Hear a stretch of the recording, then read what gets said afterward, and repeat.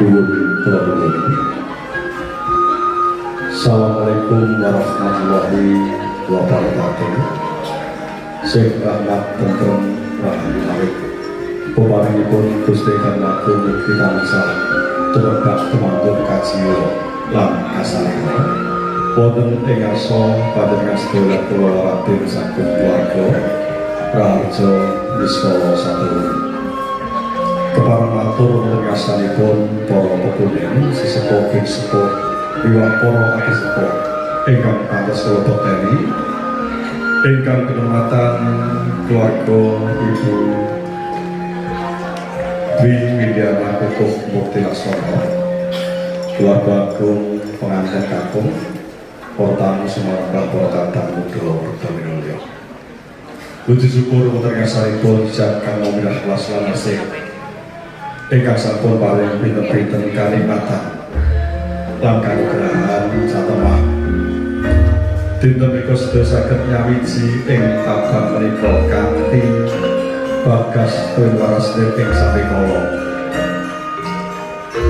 panjenengan dinten Setu sore kabeh sekawan Oktober warsa 2020 sedaya malih tidak terlampahi tata cara panggih penganten Kusumaning Ayu Gloriana Ayu Murti putri saking Swargi Bapak Kukuh Mukti Laksana lan Ibu Dwi Widyana Dosen Bagus Matais Kratermens putra saking Mr. Theo Kratermens lan Ibu Mrs.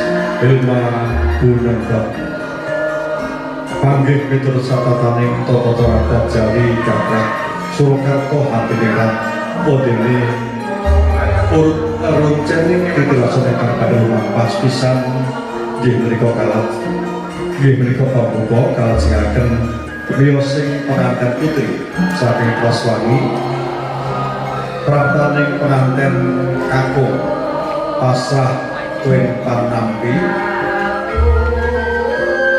purna menika pengantin kakung badhe pinaringan tujuan tetoning kinawunan sang-sangan sekar mlakiri nunci tumuli panggih badhe katingal kekawitan saking balangan kantal wiji dadi hangranu wada sindur binayang kalajengaken krokonan ing antawisipun pangkon bobot timbang tanem jero kaca muncul bulang-bulangan munduk tertoning bisa menggawe miwah sungkeman para tamu kakung lan putri ingkang winantu ing pakaratan nyuwun tambahin pangestu mugi lampahe tata cara kangge penganten ing dinten nika wit para kadya kantos dumugi usahanipun tansah pikantuk pangayomaning Gusti Kang Agung satemah mangke lancar gangsal lir ing sampika nuwun matur nuwun.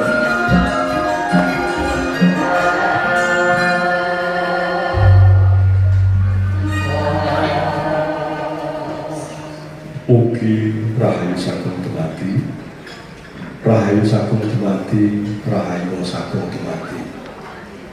Pengantin putri Kusumaning Ayu Gloriana Ayu Murti sampun paripurna anggenipun 15 wadana sampun angagem busana pindhaning prawes warinata tumuli badhe kakanthi tumuju wonten ing sasana rinengga odene wiyosipun pengantin putri pinurmatan oleh Ketawang Sekar Tejo.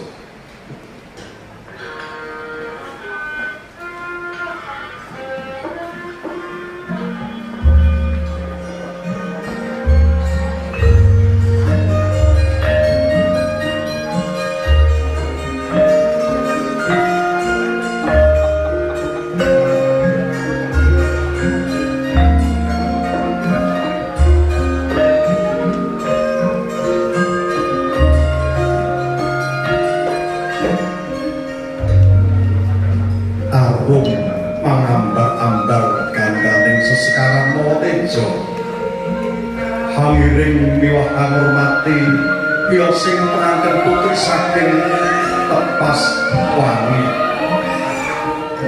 kakanthi dening pangantining pengantin putri Srista ing wani pindaning Prames Warinata angagem busana awani langking siulang benang kencana pating gabyar pating sumuran candane pindha tintang alian apa bae sekirang janges gagang Surakarta Hadiningrat cunduk mentulipun cacah ganjil winangun cunduk ulang tumanggal ugelipun Renenggo Puspita hanglewer tiba dodo candrane pindha taksaka kekeden lumampah kepok ing pangarah-arah pratandani bilih penganten putri wiwit nalikaning tasalih sampun dulang ginuwontak ing reh pekoyaning kaltamen sekar-sekar ambabar bondo arum kados-kados paring pakormatan miwah mangayu bagyo dauping penganten kekalih Kusumaning Ayu Floriana Ayu Murti balasan bagus matais stratemas pinggah tumuju wonten ing sasana Inenggo papan ingkang endah edi lan beni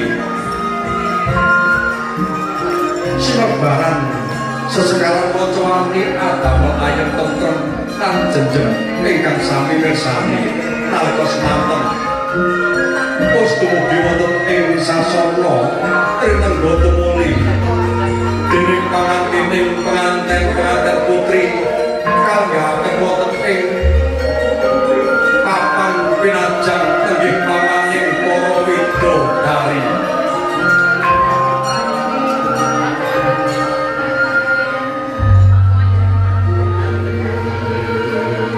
sampun lenggah kanthi anggona laras tegesipun lenggah piyambakan paringgih wananing Sang Sulistyawarni penganten putri ing sajroning batin tansah angrantu prataning ingkang garwa kinasih sampun wonten sasmita lan kecara bilih sakmangke penganten kakung sampun rawuh tinata wonten ing sakngajengipun papan menika gumryak swaraning pradangga hambabar lancaran kebugiruh ngormati praptaning penganten kakung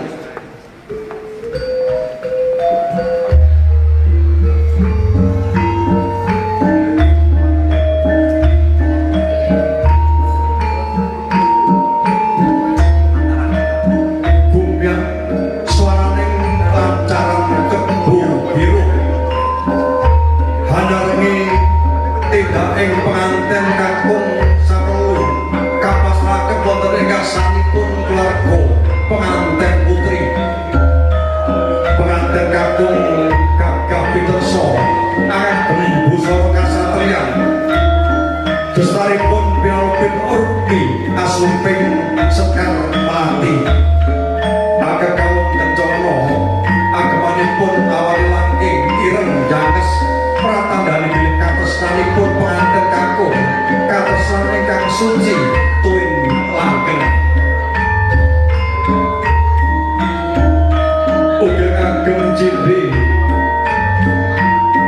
empek baludri sinjangipun sida mukti bilih mangki penganten kekalih nedya manjaken kamulyaning agesan kanthi pacadan apokrami Podene wingkira sang penganten katingal pun pangiring keluarga agung penganten kakung kang sedaya derek mahi bagya biwah ndongaaken penganten kalih mugi-mugi penganten kalih mangun balsomah tansah mangke kabegjan kabagyan lan kamulyan ngantos sak lami-laminipun Podene sinten ingkang lumampah kayun lah menika salah satu galing duta saha saking keluarga penganten kakung inggih menika Ki Wahyudi Bodro Santi lumampah tumuju wonten ing papan ingkang sampun kacawisaken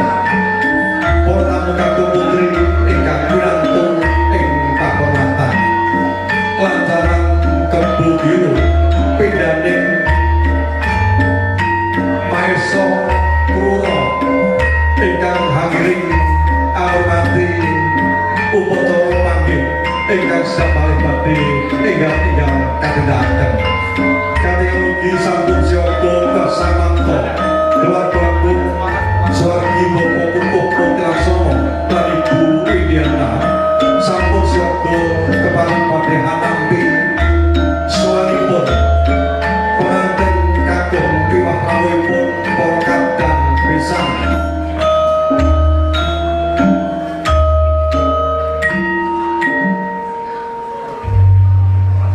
Sampun dumugi wonten ing papan kinci ombongan penganten kakung tumuli badhe kadanan pasrah tuwin panampi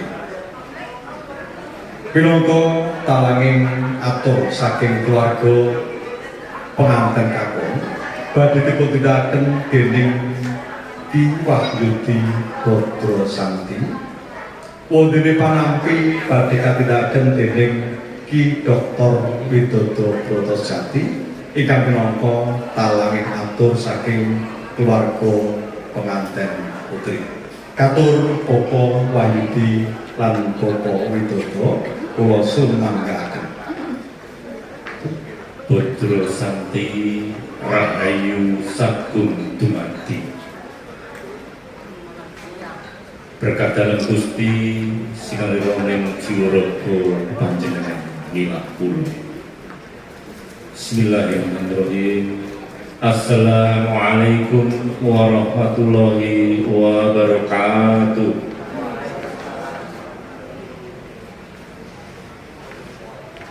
Ingkang tansah kinurmatan para sepuh, ini sepuh niwah aji sepuh ingkang pantes dipun tuladan. Mliginipun dumateng keluarga ageng Suhargi Bapak Pupuh Murti Laksono lan Ibu Dwi Windiana. Katur dumateng Ki Dr. Widodo Brotosjati kula Wahyudi minangka duta saraya keluarga Mr. Theo Stratemans lan Mrs. Helma Brunenberg saking Pulstrat 17 Sita negeri Walandi. Ing sasana agung lan minulya menika keparengna kula ngaturaken menapa ingkang dados kawigatosan lan dipun kersakaken keluarga ageng saking Pulstrat 17 Sita. Inggih menika ingkang sepisan kepareng ngaturaken uluk salam takzim. Assalamualaikum warahmatullahi wabarakatuh. Kula nuwun lan nyuwun idi keparengna badhe sowan lan rerakatinipun pasederekan kula panjenengan. Ingkang kaping kalih kados ingkang sampun dipun rembak lan prasarajuan ing antawasipun keluarga ingkang bepisanan. Pilihanipun kula sowan panjenengan menika badhe ngaturaken niat lan masrahaken putra kula pun Mas Bagus Matais Stratemans, putra kakungipun Mr. Theo Stratemans lan Mrs. Helma Brunenberg saking Pulstrat 17 Sita negeri Walandi.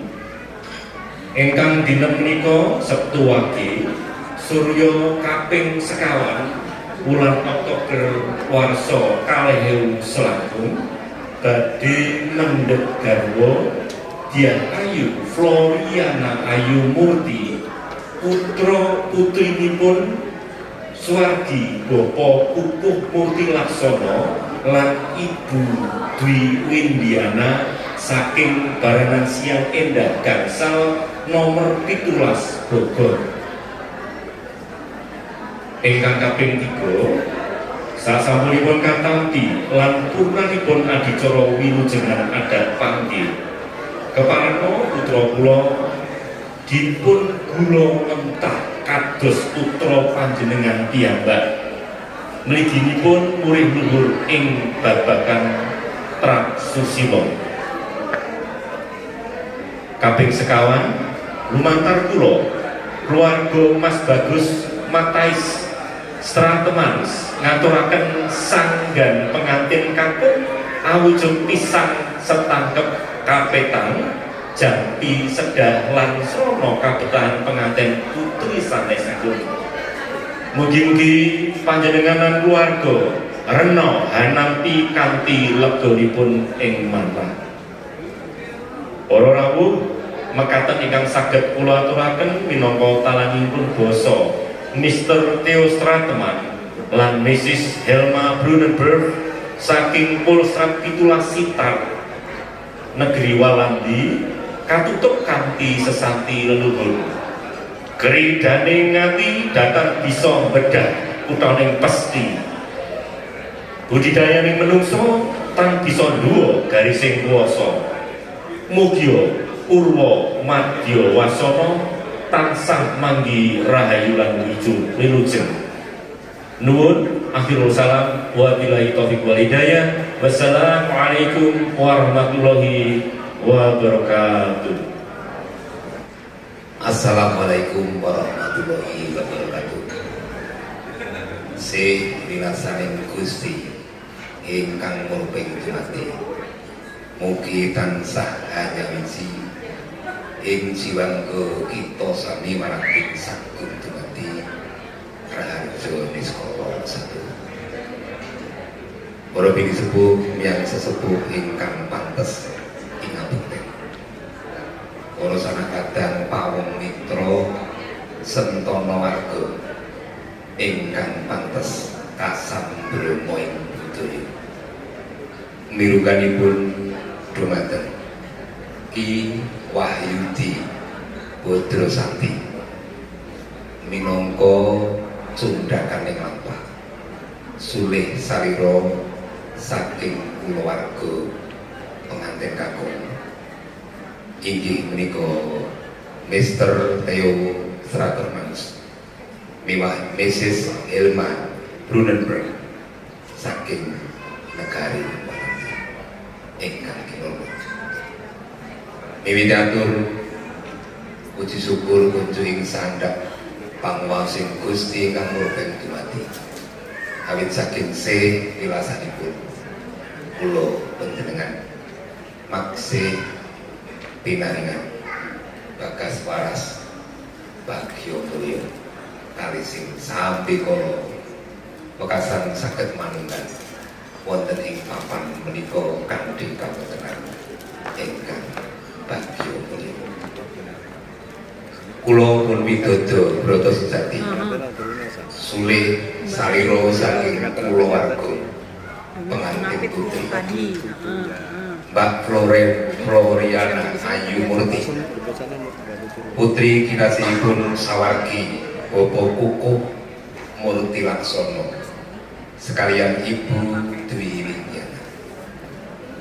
Hananggapi pangandikanipun cundhakaning lampah Bapak Wahyudi Putra Sakti ingkang sepisan kula maturaken sugeng rawuh ing negari Indonesia mliginipun ing Kitha Semarang Jatinegara. Mugi-mugi rawuh panjenengan wonten ing Indonesia manggih bagya mulya renaning pekali. Kabeh karepipun salam taklim saking Mr. Theo Stratermans miwah Mrs. Helma Brunenberg saking negari Walandi. Kula tampi kanthi waosan Waalaikumsalam warahmatullahi wabarakatuh.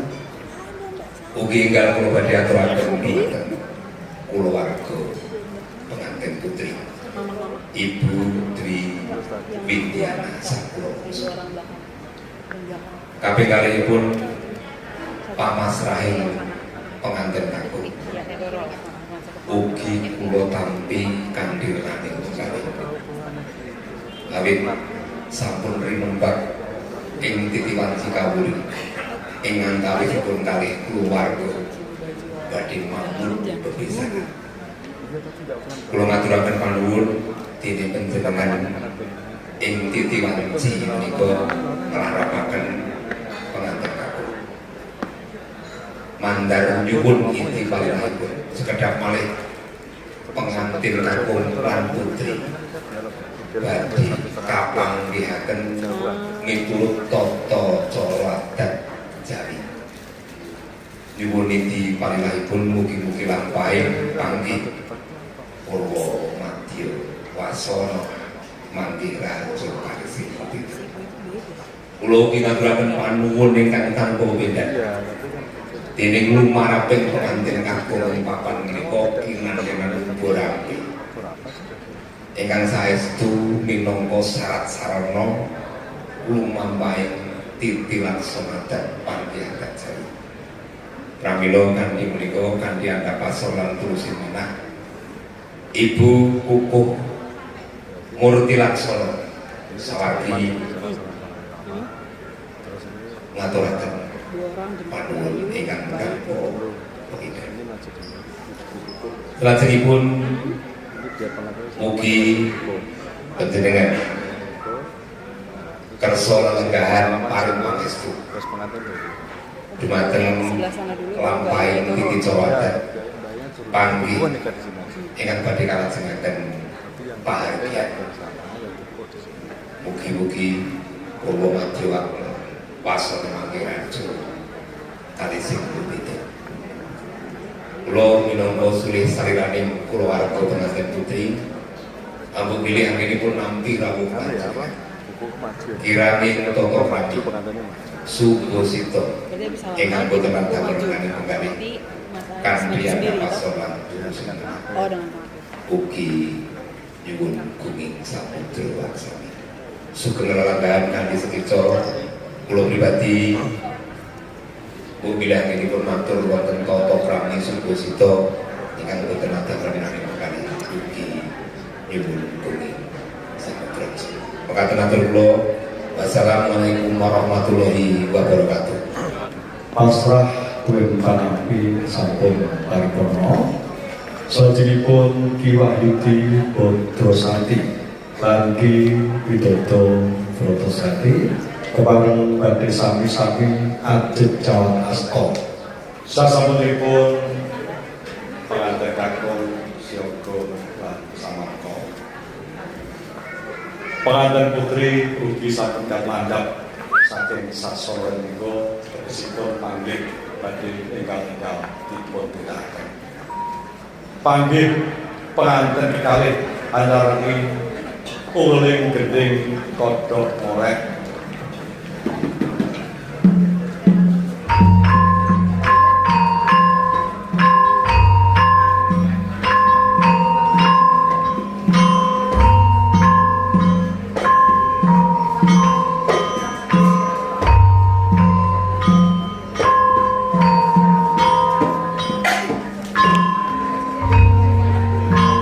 Pindaning cantaka pangidul ana ing sadhuwuring waring. Hayaring jenenge pengantin kampung lan pengantin putri tumuju ana ing sasana panggih. Nalika semanten tindak ing pengantin kampung lan pengantin putri wis sansaya caket saya celak tembung ing catur neta mahanane getor ana ing sajroning mala. Samalika kumlawe astane pengantin kakung lan putri sami ambek balang gantal. Pengantin kakung balang gantal ana ing dadane pengantin putri.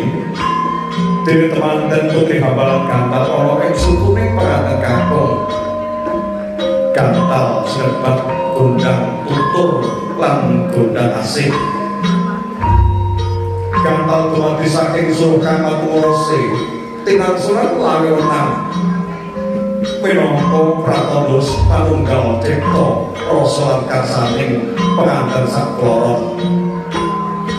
Wis paripurna tumapak ing titi laksana balangan gantal sak mangke pengantin putri lenggah timpuk wonten ing sakajengipun pengantin kakung jumangkat suruning pengantin kakung hana ketiak tigang tinindak ing podo tenan pecah sanalika kabeh tembung srebat wiji dadi tumo panyunan ing asaning Gusti ingkang korberat pengantin kekal enggal antuk wiji dadi kang utami tanggap ing sasmita pengantin putri Hambalang Tirta Sekar Slamet wijaken ana ing ampianipun pengantin kakung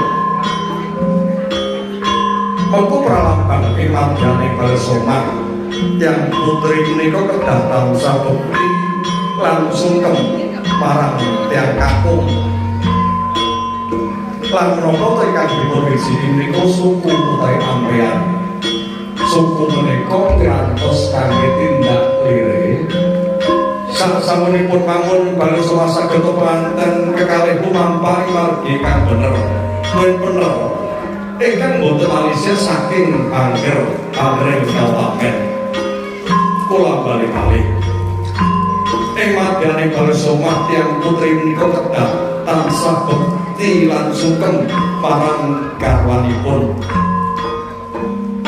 nanging sejatosipun derajatning priya kamanodya menika sami boten wonten bentenipun ingkang benten namung kewajibanipun pramila wesnya pengantin putri awiji ampianipun pengantin kakung daya pengantin kakung bagus mata Estrepermes ugi kepanghangan garwanipun liprahipun sebat titi laksana lantingan kakanthi jumeneng kapaparaken wonten ing sisih kiwanipun pengantin kakung pasemonipun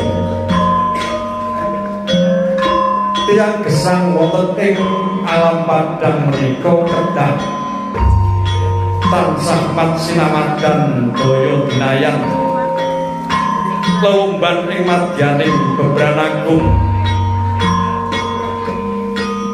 sampun paripurna tumapah ing titi laksana panggih penganten samangke wis durung jajar sesandingan penganten kakung lan penganten putri tumuli mapan wonten ing sakabehipun Sri pengantin nenggih Mas Bagus Sukmandira Harimurti ingkang dintenika nuli ingkang Rama Swargi Bapa Kukuh Putri Laksana Dewi Putri Widyana sampun kepareng hali wisintur wonten ing bandaning penganten kekalih umeling ketaman laras kaya bumiring tanah ngiring penganten kekalih sing menika sindur dening pamakokan ingkang wonten ing pepanggonan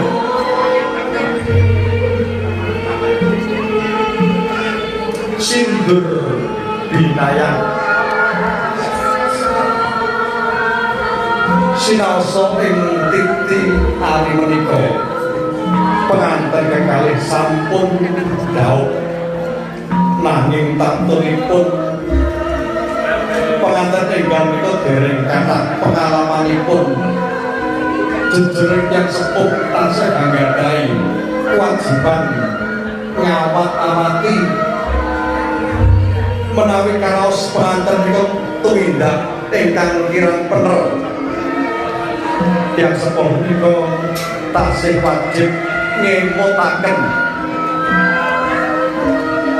sindur binayang pamaku ganti kekalih ingkang kakung mapan wonten ing ajeng wonten ing wonten ing witi jumbuh kaliyan ulang saking guru bangsa Ki Hajar Dewantara ing ngarsa asung tuwaga ing madya mangun karsa tuturi handayani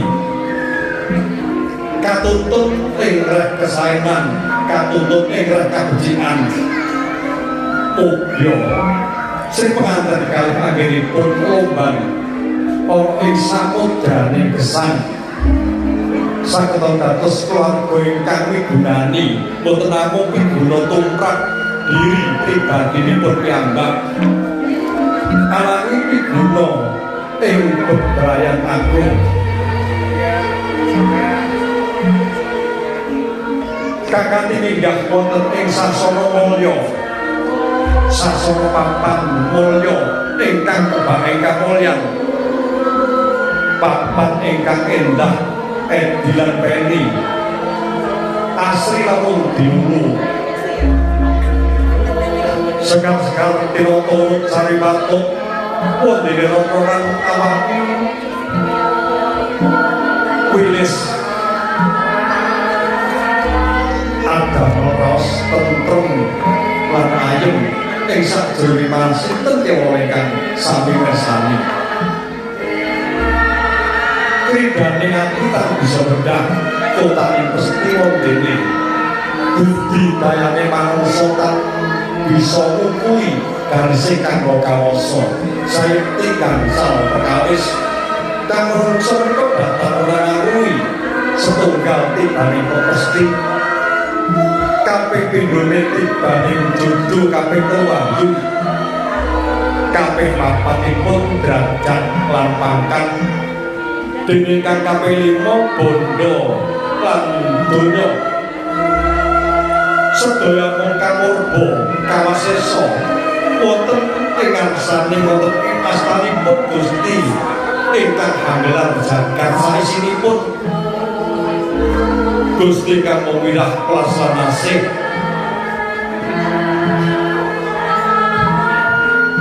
samangke badhe dipun tindakaken terobongan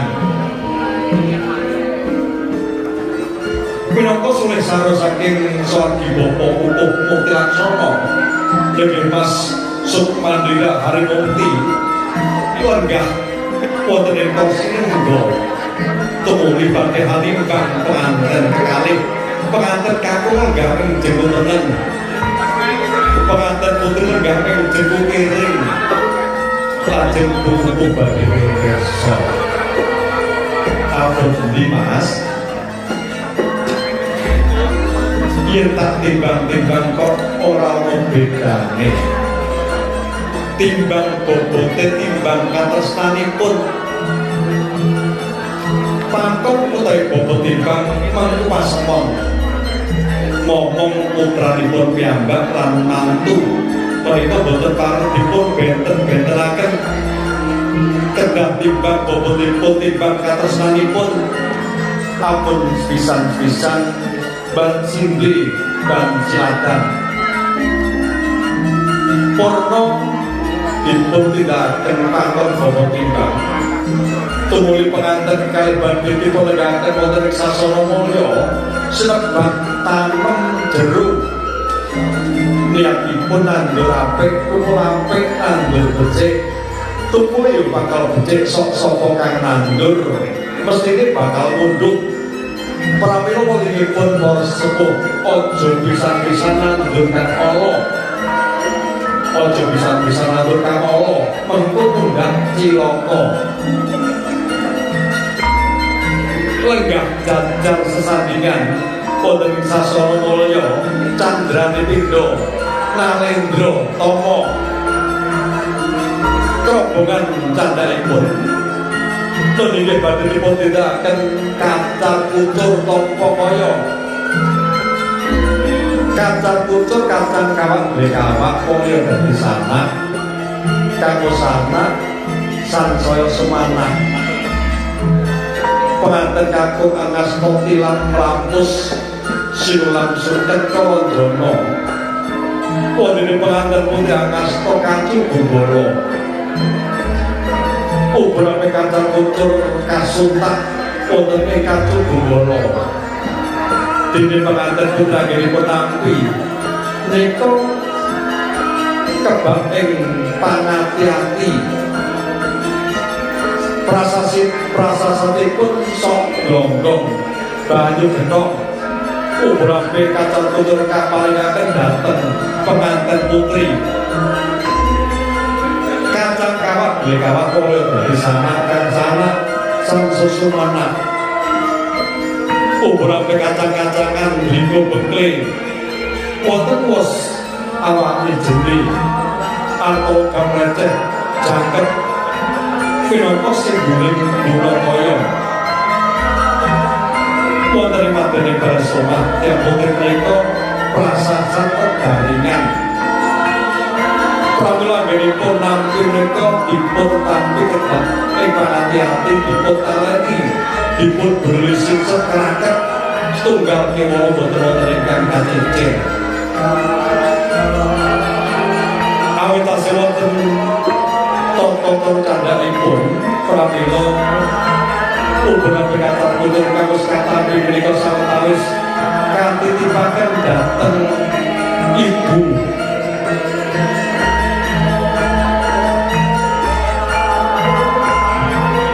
tata Banjawi panggih penganten samangke sampun dumugi krobongan.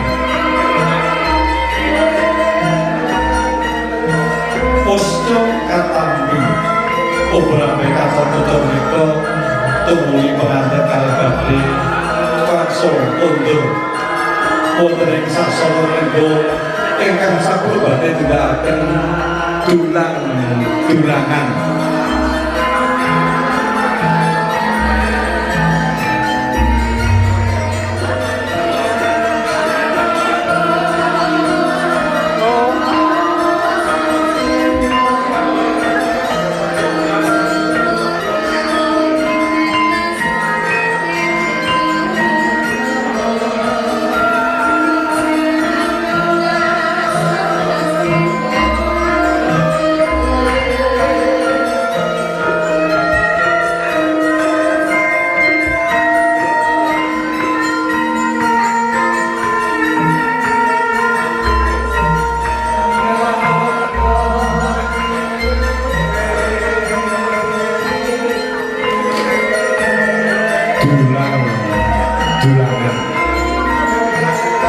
sampun dipuncawisaken seku jenar namung setunggal wadah kula dene penganten kalih ecol sekeco anggenipun sami-sami leladosan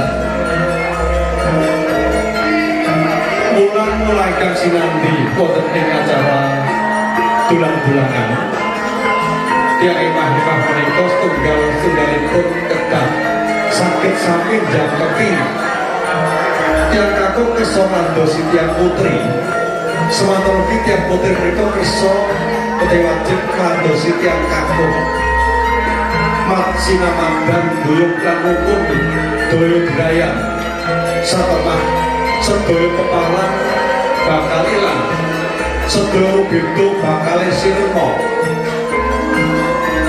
samangkatingan bagus matakis kladosi garwanipun sematenogi kusumaning ayu Gloriana Ayu Murti ugi kladosi garwanipun nyupapunten tormankaken putri panjenengan rawuh dereng dipun aturi dahar nanging penganten kalih sampun rumiyin dahar rumiyin kados-kados wonten ing jagat menika boten wonten tiyang sanes dipun kalirisaken dening Ibu Joko saking Sanggaragung lampahing panggih penganten ngantos dumugi rombongan pados pirabesan setunggal-setunggalipun mugi-mugi boten namung dinten sapunika saklawinipun imah-imah penganten kalih menika saged mlampah sesarengan saiyek saeka kapting dados keluarga ingkang panggih kabegjan kabagyan lan kamoyan ngantos sak laminipun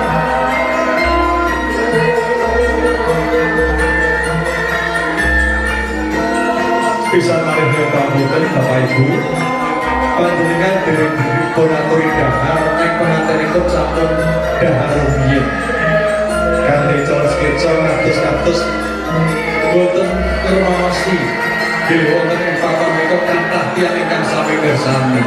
Bisa mlebu pangapunten mohon maaf.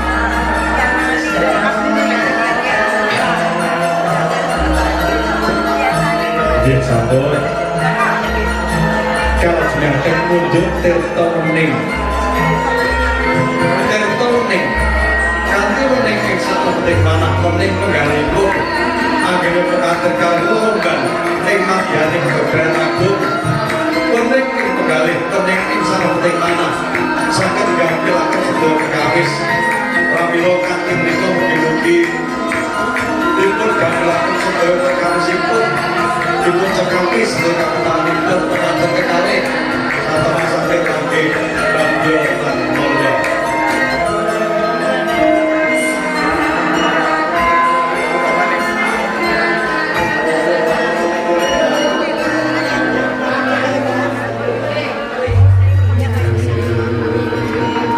Luwis raja lapeng tata cara panggih penganten atur kawuningan nalika penganten nindakaken tata cara panggih bisa menika dereng nenggani acara menika pramila wonten salah satunggaling didrasana ingkang sinebat bisa mertui utawi mapak bisa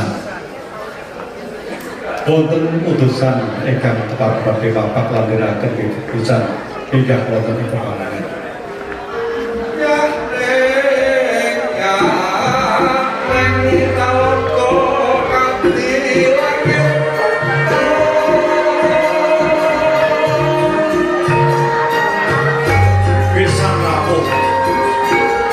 Pisan sampun rawuh tumuli kapapan dening pamangku gati.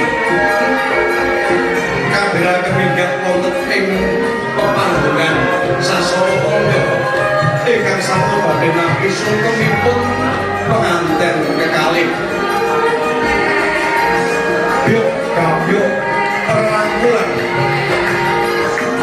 pamangku gati Ibu Dewi Diana kawingan dening putranipun Bagus Sukmawira Harimurti kepada Bapak bisa ingkang dipun sarani dening Bapak Anung Harimurti lan Ibu Loro Haryani sasampunipun dumugi wonten ing sasana mulya tumuli kabiraken megah wonten ing papan ingkang sampun kadadosaken punika tinggal jumeneng penganten kakung lan penganten putri paring pakurmatan atur hormat dhateng Romo lan Ibu ingkang tenging kalenggan sampun kepala rawuh wonten ing papan menika.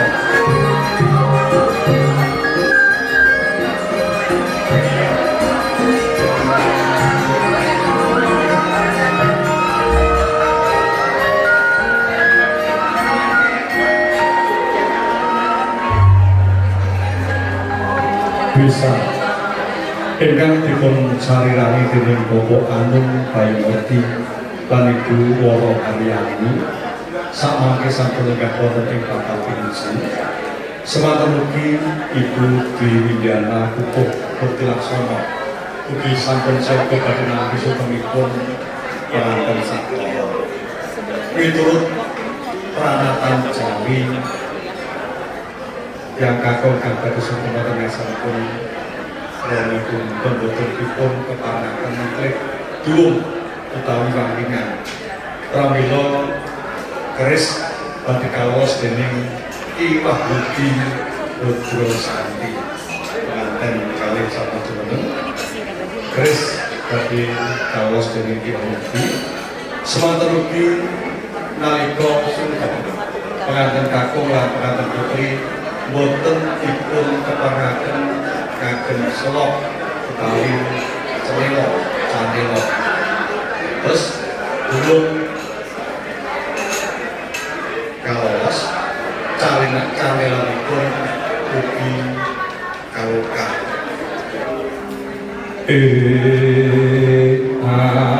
angin mangin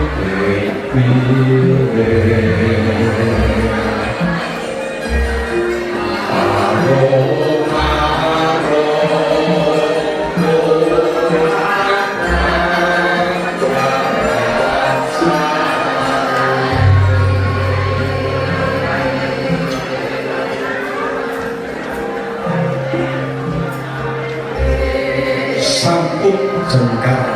saking pamanipun nggih penganten kakung lan penganten putri lumampah badhe sowan wonten ing ngarsanipun Paman Ugati.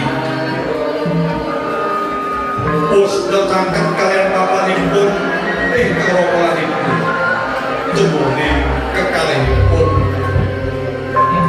laku godhong sesendokan anggene sowan wonten ngarsanipun Ibu Kukuh lan Mas Andri satebak ambane tanpa ngasta penganten putri tinumpaken wonten ing jengku tengenipun ingkang ibu tumuli matur aturipun ingkang sepisan nyuwun tambahing donga lan pangestu dhateng ibu ingkang sampun golontak wiwit nalikaning penganten putri tasih alit ngantos dumugi wekdal sakmenika sineksenan dening para sepuh sanak kadang pamitra penganten putri nurmaosi bilih wiwit nalikaning alit ngantos dumugi wekdal sakmenika sok boten nuruti napa ingkang dados pangandikanipun Rama lan Ibu pramila dinten menika penganten putri nyuwun pangapunten sedaya kalpatanipun dhateng Rama lan Ibunipun